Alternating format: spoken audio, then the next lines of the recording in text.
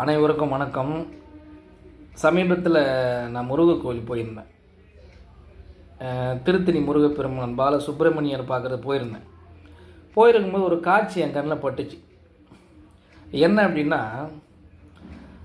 அனைவரும் பார்த்திங்கன்னா வேண்டுதலுக்காக வேண்டி இந்த படிக்கட்டில் கற்பூரத்தை ஏற்றி வழிபட்டு போகிறது வழக்கம். கற்பூரத்தை ஏற்ற பயன்படும் அந்த பொருள் அப்படின்னு பார்த்திங்கன்னா வத்தி குச்சில் ஏற்றுவாங்க. சில பேர் மெழுகுவத்தில் ஏற்றுறாங்க. அது முற்றிலும் தவறு.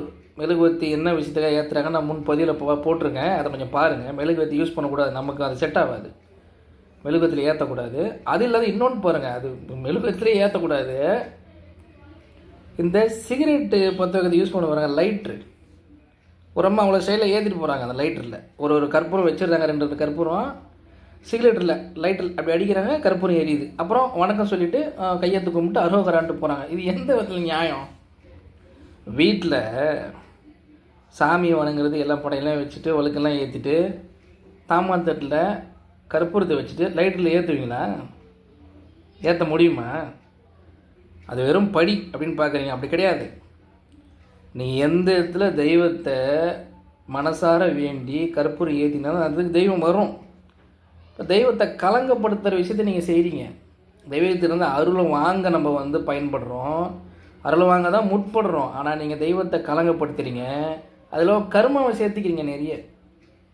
இப்போ இதனால் வேண்டுதல் நிறைவேறுமா வேறாதா? இது ஒரு கேள்விக்குறியாகவே இருக்கும்.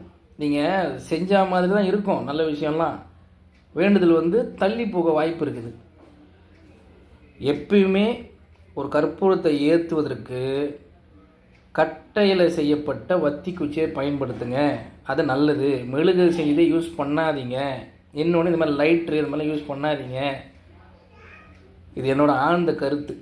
ஆன்மீகத்தை கரெக்டாக பயன்படுத்திங்கன்னா அதில் 100% இல்லை 200% பயன் இருக்குது. அதை தவறுதலாக தெரியலன்னா அதை கேட்டுங்க. ஒரு பெரியவங்க இருப்பாங்க, பாரம்பரியமாக என்ன முறையில் நம்ம பயன்படுத்துகிறோமோ அதை பயன்படுத்துங்க. அது ரொம்ப ரொம்ப ரொம்ப நல்லது. நன்றி, வணக்கம்.